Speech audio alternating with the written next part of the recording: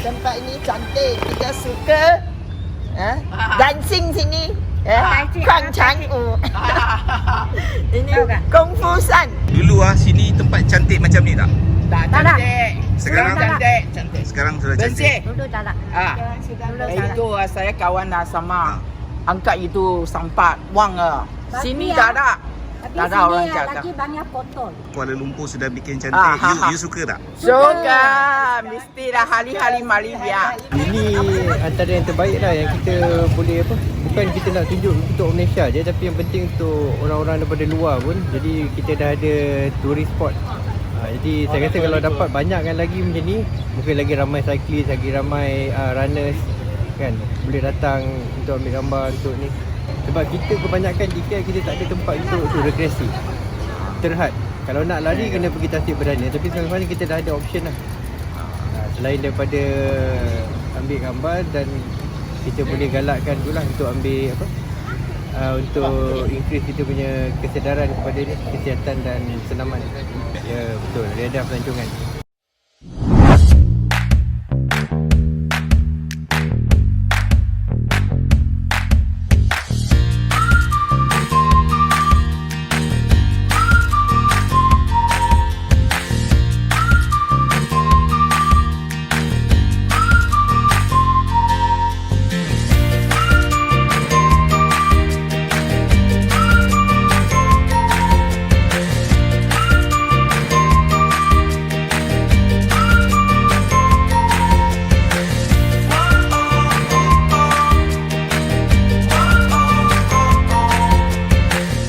ROL ni sebenarnya bagi saya lah satu projek yang pengindahan lah.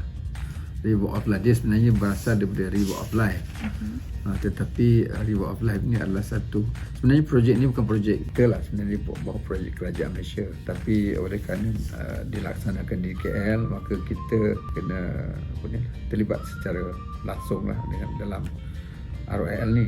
Jadi ROL ni bagi saya kalau kesan dia kepada tourism, sebab tempat yang melibatkan ROL ni serta heritage trail ni memang cantik, memang sangat cantik, sangat indah. Kalau kita pergi pun mata memandang, jadi benda tu akan jadi satu daya menarik. Tak percaya kita pergi malam, kita ada kolam biru tau di depan masjid Jamik tu. At night it is very beautiful.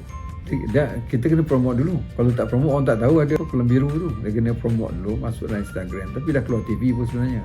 Dah keluar TV, dah keluar dalam berita dan sebagainya. Jadi tak tahu tu mungkin through kita punya social media kita beritahu lah dah ada ROL, dah ada tempat-tempat menarik. Dan kita sekarang ni satu lagi langkah kita nak buat, hari tu kita ada bincang, kita nak hidupkan sekitar ROL itu dengan persembahan kesenian supaya dia menambah baik tempat tu lah. ROL tu contohnya macam sekitar kolam biru tu, kalau tuan-tuan perempuan lalu kan cantik. Dia pesisir sungai sampai ke dekat Lebuh Basah, correct, sampai Lebuh Basah. Dia jalan sampai cantik. Dan sebelah sebuang sana pun telah dicantikkan, pun bawah projek ROL.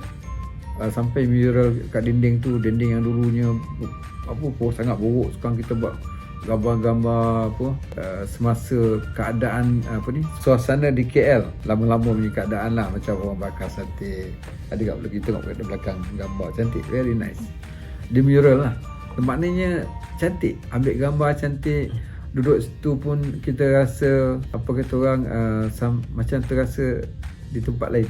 Kita tak merasa macam dulu kan sungai tu is a bit tak cantik lah dia dengan colour yang apa. Sekarang dia dah cantik lah ROL tu. Kalau kita lihat memang sangat menarik lah. Dan di situ juga tempat di mana turis suka ambil gambar lah. Kita akan cuba buat lah macam baskers ke yang dekat ROL tu. Saya sebenarnya ada proposal lah untuk buat semua muzik baskers, tapi kita tak boleh nak buat pada semua masa dan ketika sebab sebelah tu Masjid Jamik. Tapi kita tengok keadaan lah, kita akan sebab nak hidupkan.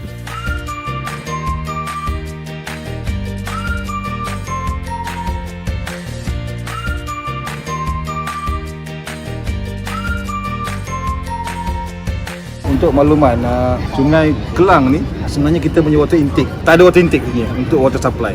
Dia ada di Kelanggit Dam. Direct pump daripada Kelanggit Dam pergi ke Bukit Nenas untuk water treatment.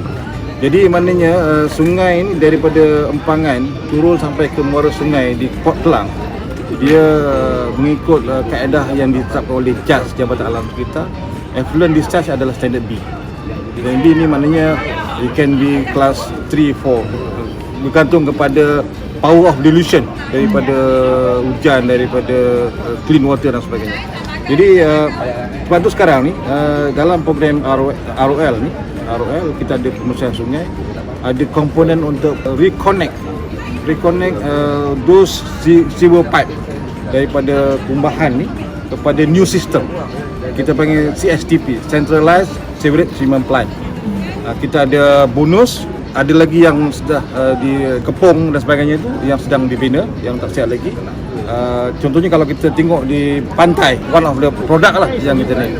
Then yang dah siap bonus, jadi mana all the system ni akan connect kepada sistem ni, dan dia akan air yang keluar daripada sistem rawatan ni akan bersih. Dan kita itu antara elemen yang boleh mengurangkan bau dalam sungai.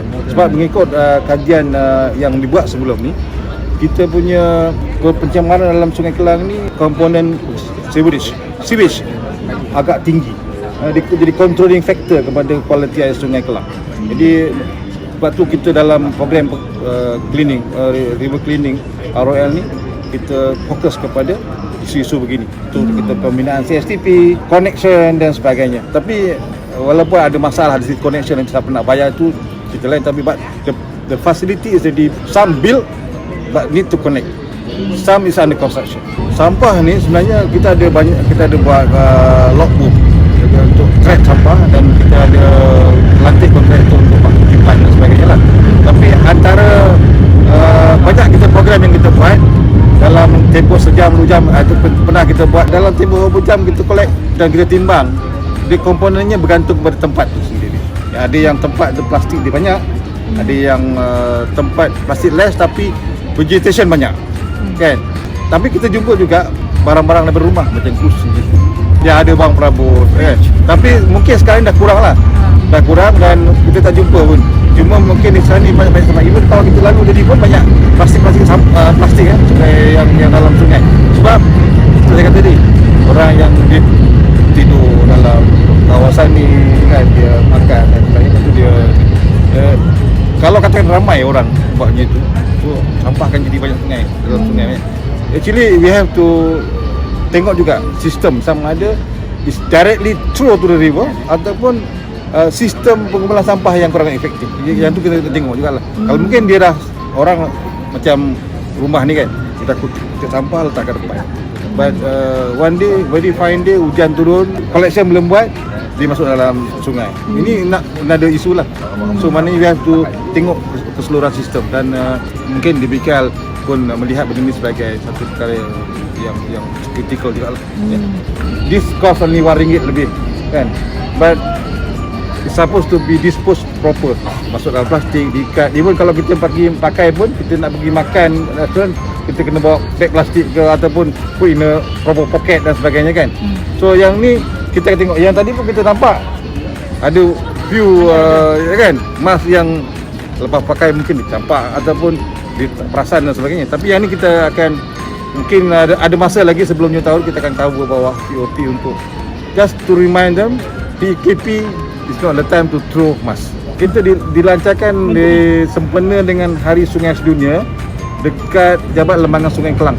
Dia punya sambutan okey, sebab kita terima dan kita dalam mesyuarat kita memang kita ada mesyuarat River Cleaning Task Force Program, Task Force meeting.